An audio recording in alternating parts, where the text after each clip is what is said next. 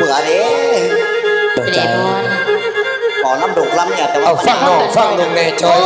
มันก็บ่ได้ยินหูออกหูเข่าอีหยังบัดนี้ ไอ้เว้ากับลูกกับเมียนี่เป็นหยังจะได้ไอ้จ้อยก็ได้ ไอ้พร ว่าจะได้ดวงใจ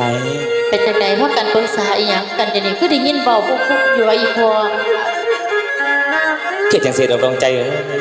นับแต่เอากับเจ้ามาก็เป็นเวลาหลายฝ่าหลายปีอ้ายพาเจ้าทุกๆยากๆเป็นอะไรคืออดทนอดสาสู้เด้อดวงใจเอ้ย ไอ้พรเรื่องนั้นอ้ายบ่ต้องเป็นห่วงดอกความทุกข์ความยากส่วนดวงใจเองก็คิดอยู่ดอกแต่สิเฮ็ดจังได๋ครอบครัวเฮามันทุกข์มันยากจังซี่ดวงใจเองนะบ่ว่าหยังดอกขอเพียงแต่มีไอ้พรอยู่นำ ดวงใจพอได้ฟังน้องเว้าอ้ายก็เสือในหัวใจ ได้ยินไข่คำนางว่ามาในตอนนี้ โอ้ยน้อง ก็ย่านก็แล่นหนีฉากเวทีนี่ล่ะมันเป็นจังได๋วะมื้อนี้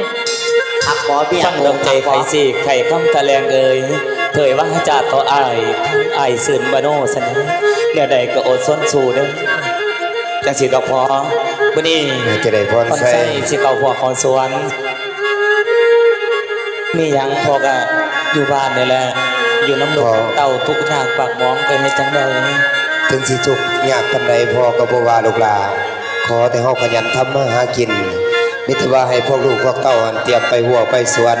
ไปหาเก็บมักพริกมักเขือพอได้ออกตลาดซื้อขนมให้ลูกให้หลาน2คนนั่นดอกพรใส่เพราะว่า จังสิหลวงพ่อเว้ากับดวงใจจะข้าวเด้อพ่อเด้อ เอาเว้ากันลูกหลาเว้ากันโลด ก็แบบสมัยเจ้าได้อีแม่ใหม่ๆนั่นล่ะ ก็อยาก คือกันนี่ได้ไม่ๆก็ตอนนี้ก็ยังใหม่คือเก่าเลยเนาะเฒ่าเนาะ ขึ้นในเด็กเดคอนอ้ายนอนฝันว่าแขวดอนสนิงย่านแดนี้ย่านมีลังเห็ดหอนอ้ายนอนเลี้ยวตื่นภาวะในหัวอกหัวใจอ้ายนั่นนะถ้าแต่เกิดเรื่องบ่ดีเจ้าอยู่บ้านนี่ยังเบิ่งลูกเบิ่งเต้า ไอ้ฝันหยังนะอายพรเจ้าฝันแนวไหนท้องบอกสู่เมียฟังมึงลูก มาบัดนี้ฟังก่อนสาวนังเอ้ยดวงใจเอ้ยคืนนี้ดึกนอนเลิกคอนไอ้นอนฝันว่าแขวหลอนย่านหลายเดงย่านมีรักเหตุหอนไอ้นอนแล้วตื่นภาวะ โอ้ยพระพันเป็นในด่านเฮ้ย โอ้ยจังสันตัวไอ้จอย โอ้ย โอ้ยว่าความฝันจะซื้อว่าจังตัวไอ้จอยเนาะฝันหายสิไกลเป็นดี ลูกหลาพรใส่อย่าไปซ่าความฝันถอดลูกหลา แม่นพ่อบ างที่ฝันดีก็เป็นหายฝันหายกลายเป็นดีได้ลูกหลา ไปกับภาวนาให้เป็นจังสันละพออันนี้ผู้ฟังเอ้ยละสร้างเถาน้อแม่ป่าความฝันบอดน้อเป็นจริงนี่แล้ว พี่น้องเอ้ยซื้อเลขนี้นอกับเสือยังสักตายออกแม่งเบื่อไอ้จอยนักสื่อได้ครับ แม่กับเบื่อ เงื่อ ห่วยแม่แล้วไปสื่อเรื่องมาขอแม่กับเบื่อ ใครเยอะ ละแทงเลขเสือข้างกับสร้างยังสักทายออกกาดตายอันนี้นางเอ้ยนางความฝันเป็นตาได้เสือไปหลายสิถูกยอ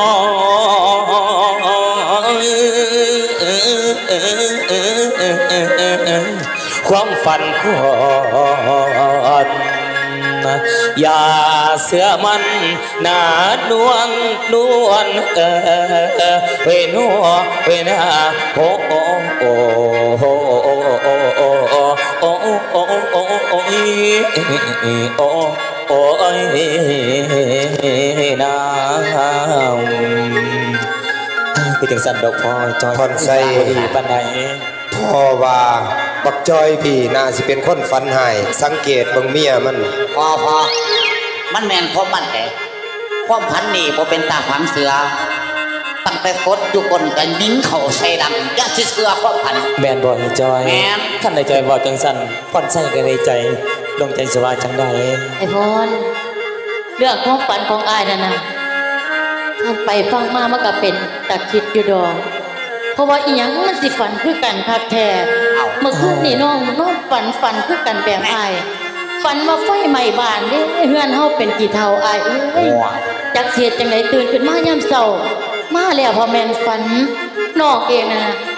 ตื่นขึ้นมาคิดว่าเฮือนเฮาไฟไหม้อีหลี น้องเองก็คิดอยู่ดอกคิดว่าสิบ่เว้าแต่ว่าคันว่าอายเว้ามาจังซี่น้องก็สิเว้าให้ฟังความฝันมันคือเป็นตาย้านแต่ละอาย โอ้ มัน พ บ่ อ ผ่า ได้ น ฟังน้องเว้าไอ้ายก็ตื่นขั้นตกใจซะเด้ฟังดวงใจจากใครว่ามาตอนนี้ไฟว่าฟันว่าไฟลับใหม่เฮือนสั้นสะบอ่อนโอ้ยย่านได้เด้ย่านแต่ทั้งกำก่อน เป็นห่วงไหลขั้นไฟโลกสองเจ้าบางกุมารเอาล่ะถึงสิฟันบดีฟันหยังก็ตามสร้างไอ้ายเองก็ต้องได้จำใจออกไปหัวไปสวนขั้นบ่เฮ็ดบ่สร้างบ่หาครอบครัวก็บ่มีหยังสิกินใจ บ่ไปมื้อหนึงบ่ได้บ่ไอ้พรมันฝันบ่ดีจังซี่บ่อยากให้ไผออกจากเฮือนได้ แม่นไหนเนี่ยมึงกับพันมึงกับพันกูก็ยังพันคือกัน อย่าบอกให้อายเป็นห่วงเขาฝันหยังไอ้จอย กูฝันมาใกล้ขี่ใส่คอขึ้นนี่ โอ้ยแล้วก็ฝันกลางหมู่ต่างพวกเนาะ แสดงว่าจังไดไอ้พรก็แม่นไปบ่ไหว แม่นในดวงใจจังใดจังใดอายพรใสเองก็สิไปนังลา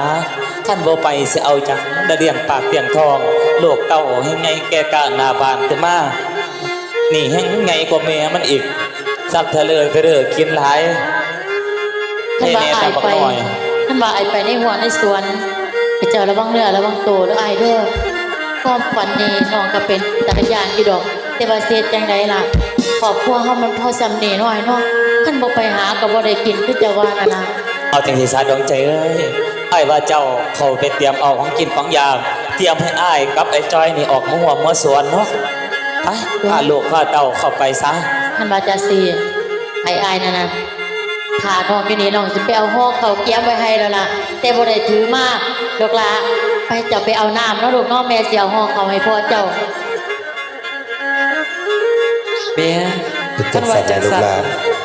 พวกลูกทั้งสองกับสีฟ้าวไปน้ำแม่ส่วนตัวแม่ อันคำใบบ่สั่งพอบ่ลูกหลานอยากได้หยังบ่พอสิเก็บมาให้แต่อย่าสั่งพิซซ่าเด้ออยู่ป่ามันบ่มี พอกันเป็นพอไปเดียวให้พ่อเปล่าไปให้พ่อเปล่ากลับมาเด้อพ่อ โอ้ยลูกหลาน แต่ว่ากันอีพอไปเดียวอย่าลืมเก็บบักแตงหน่อยมาให้ป้าแมบน้ำเด้อพ่อ เอาบ่แม่นเจ้ามักบักแตงน้อยซั่นติ แม่นแล้วพ่อ อะบักแตงบักบักเขืออีหยังพอก็สิเก็บมาให้อะ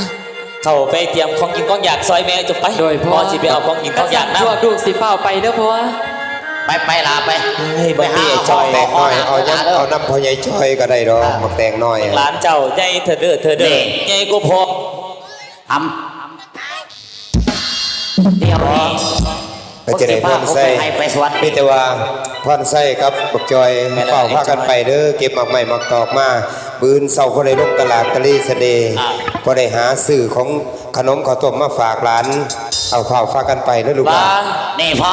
อีหยัง พี่ แม่ สั่งหยังป้า ย่ามหมกไปประโยบานพระเจ้าจะเด่นของกันเด้อเขาจะบอกให้ นะว้าวไปโลดๆเลยเด้บักจอยก็ได้ ไว้ดูประโยบานเอาบางคนน่าจักหลอกปัจจุบัน นะ จักกูสิเพลงเอาจะไหนเบิ่งลูกไส้กูใหญ่เทะเลเทะเลหลานกูกับบักใหญ่ล่ะว้าวไปมึงก็ได้จอย ป้าสิเฝ้าไปเอ้ย ไปป้าไม่เอา โอ้ระเบาให้ปล่อยตั้งแน่ ไฟ พอ คุณสมาคูณ เขามาจะไปสวยดีๆจะดื่มด้วยอันแนวนึงหันหน้าก็อยาก อันแน ได้ วใดอยากได้หยังว่ามาป้า ก็อยากได้บักเขือหำมากไม่ตอบเอา ห่วย พวกเสียเอามายังบักเกอร์ฮัมอ่ะ เอามันนี่ยันหันเนาะของเจ้าน่ะมันหน่อยผมว่าอยากได้แต่ไอ้จอย โคตรตาแหลกเสีย ใช่แม่นบ่ เสียหมา กับเพื่อนกุ้มหากับบ่เห็นไปแขนอันตัน มันจะเห็นจัง เอา เด้ ฮะ เนี่ยสองคน อีหันเอาไปกินเบิร์ด นี่นั่นเขาไปมึงเขาไป โอเคพระเจ้าระเบา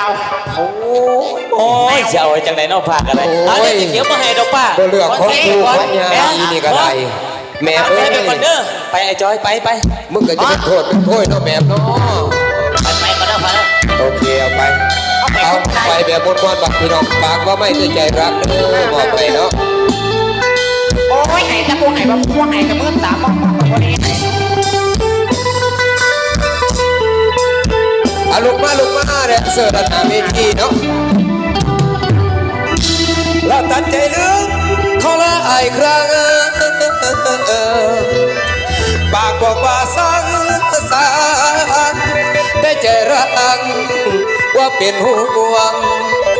ปากเบาใสแต่ใจห่วงยามเขาห่วงผู้อื่นเยอะใจได้แต่เอาละความคิดว่าบอกเก่าว่าไอ้ฮักจนแพ้ตายละคิดฮอดหลายแห่งแต่ปากแข็งบ่ยอมเว้าเอาไปปากก็ไม่ได้ใจรักครับ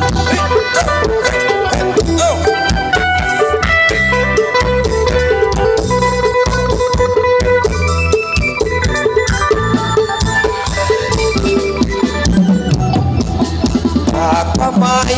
ใจเรารักเขาจังนั่งหมดความหวังเมื่อเขาควงสายขึ้นมาปากบอกโกรธเกลียดเขาอยู่ทุกเวลาเลือดขึ้นหน้าเอกปากถึงเขาทุกทีผู้หญิงคนนี้เขามีดีส่วนไหนปากเขาออกทลายใจพูดออกไปคนดีปากตั้งข้อหาว่าเขาเป็นคนไม่ดีแต่ใจตรงนี้ว่าผู้เป็นสเปกต้องการปากละพันก็เบื่อเขาเอาให้บาดว่าเจ็บกำไรคือสิดาที่จืดแต่ทั้งใจคิดนอนเขาเสมอหนที่บ่ซ้ำปากเขาบอกว่าบ่คิดยังหลานยิ่งมากมายที่บ่มีเพียงเขาผู้เดียวได้นั่นกัดฟันเมาว่าสั้นเขาเปิดนายผู้ยิ่งใจโหดร้ายคือเจ้าสิบ่จำ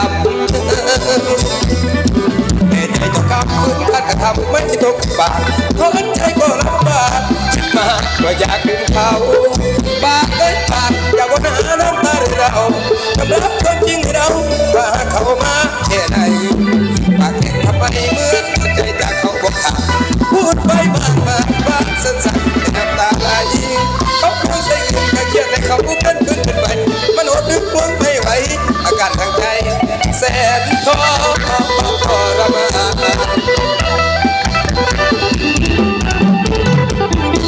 สงสารนายเด้อน้องสงสารนายเด้อน้องแค่แล้วพักแกพักแกใจวันแร่แค่แล้วไม่แร่คืออันนี้เราเป็นทันเดียวน้องจับเกี่ยวของเขามาไม่ปากนั่งไว้ใจคิดน้ำเพลินอยากบอกหักเธอเกือบเกินแต่เกินเบายากใจกับพื้นมันหึงเจ้าเฮ้ย2 3 บาท2 กับ 2เดี๋ยวจัดให้เอาจังไหน2นี่ขอบนั่งนอนบ่แล้วเดี๋ยวไปเลยขี้นี่เลยท่านเอ้าเฮ้ย50,000บ่เอาไปจานไปใส่สลักให้จานไป